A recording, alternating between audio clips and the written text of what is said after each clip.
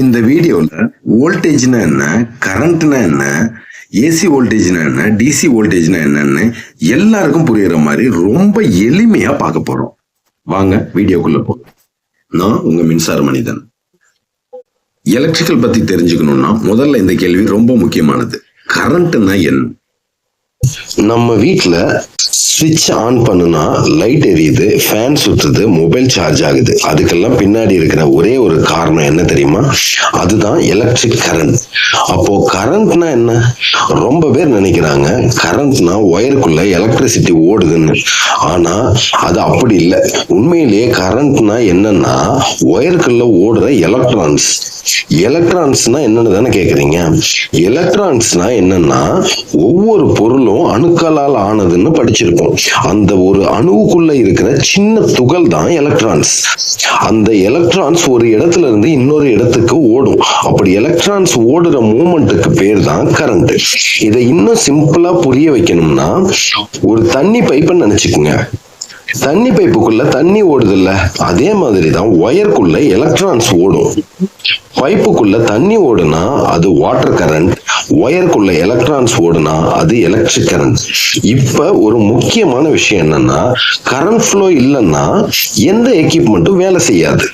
Voltage இருந்தாலும் current flow இல்லைன்னா light எரியாது. நிறைய பேர் இதை அனுபவிச்சிருப்போம். சப்ளை எல்லாம் இருக்குங்க, ஆனா ஃபேன் ஓட மாட்டேங்குதுங்க. அப்படின்னா அங்க கரண்ட் ஃப்ளோ இல்லைன்னு அர்த்தம். நீங்க ஒரு சுவிட்சை ஆன் பண்ணுனா அங்க எலக்ட்ரான்ஸ் ஓட ஆரம்பிக்கும், எக்யூப்மெண்ட் வேலை செய்யும்.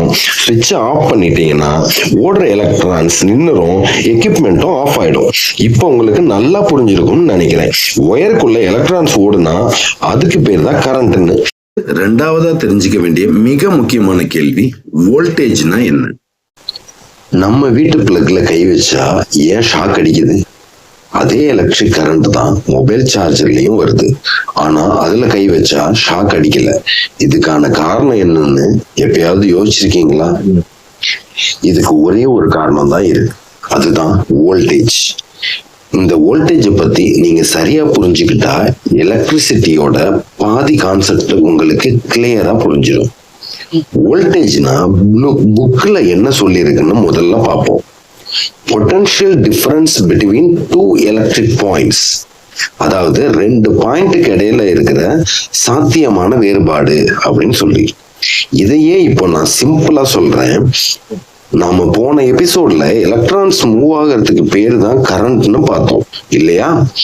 இந்த எலக்ட்ரான்ஸை மூவ் பண்ண வைக்கிற ஃபோர்ஸ் தான் வோல்டேஜ். இந்த வோல்டேஜ் இல்லைன்னா எலக்ட்ரான்ஸ் மூவ் ஆகவே ஆகாது. இப்ப ஒரு பேட்டரி எடுத்துக்கோங்க. அதுல பிளஸ் டெர்மினல் இருக்கும், மைனஸ் டெர்மினல் இருக்கும்.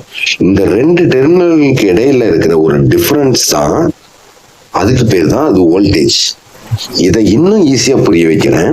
ஒரு வாட்டர் டேங்க் ரொம்ப உயரத்துல இருந்தா தண்ணீர் ஃபாஸ்டா வரும். அதே டேங்க் கீழே இருந்தா தண்ணியோட வேகம் குறையும். இதே மாதிரி தான் வோல்டேஜும். எலக்ட்ரான்ஸ் மூவ் ஆகிறதுக்கு பேர் கரண்ட். அந்த எலக்ட்ரான்ஸை மூவ் பண்ண வைக்கிற ஃபோர்ஸுக்கு பேரு வோல்டேஜ்.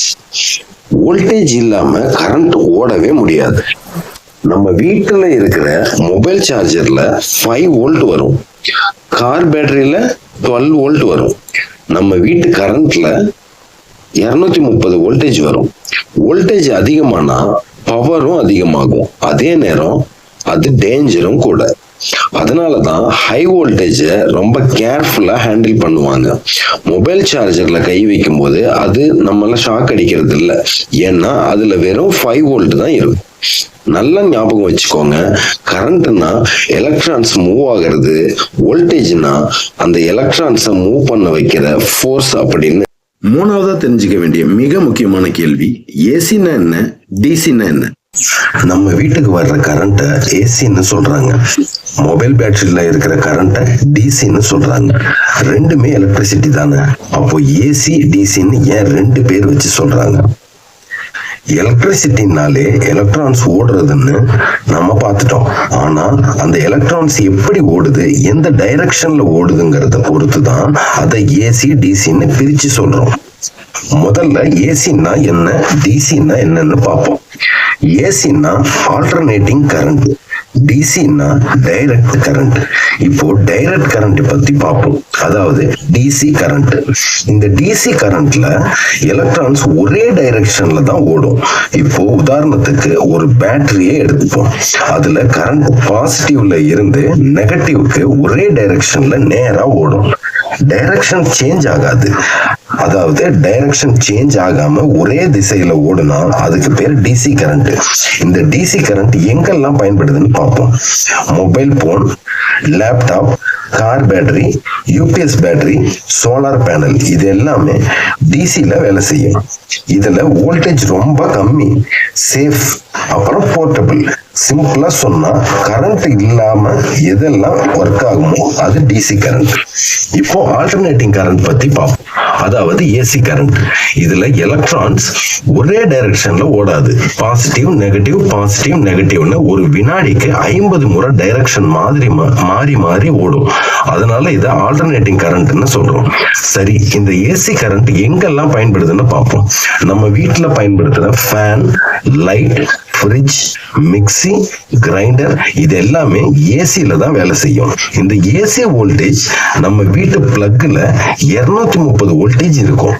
ரொம்ப தூரத்துக்கு இந்த கரண்ட் அனுப்ப ஏசி கரண்ட் தான் பெஸ்ட். அதனாலதான் இபில சப்ஸ்டேஷன் எங்கேயோ இருந்தாலும் இந்த ஏசி கரண்ட் தூரத்துல இருக்கிற நம்ம வீட்டுக்கு வந்து சேருது.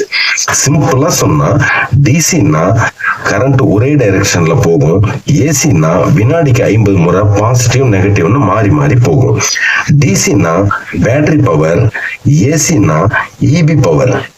DC low voltage supply, AC high voltage supply. இதனாலதான் ஏசிய டிசியா கன்வெர்ட் பண்ணி மொபைல், லேப்டாப்னு எங்க வேணா சேஃபா எடுத்துட்டு போக முடியுது. இப்போ ஏசி கரண்ட், டிசி கரண்ட் பத்தி உங்களுக்கு தெளிவா புரிஞ்சிருக்கும்னு நான் நம்புறேன். இப்போ இந்த வீடியோவோட முடிவுல கரண்ட்னா என்ன, வோல்டேஜ்னா என்ன, ஏசி மற்றும் டிசின்னா என்னங்கிறது உங்களுக்கு தெளிவா புரிஞ்சிருக்கும்னு நான் நம்புறேன். இதே மாதிரி இன்ட்ரெஸ்டிங்கான இன்னொரு வீடியோவில் நான் உங்களை சந்திக்கிறேன். நான் உங்க மின்சார மனிதன். இந்த வீடியோ பிடிச்சிருந்தா லைக் பண்ணுங்க, ஷேர் பண்ணுங்க, கமெண்ட் பண்ணுங்க. மறக்காம சப்ஸ்கிரைப் பண்ணி பெல் பட்டன் கிளிக் பண்ணிக்கங்க.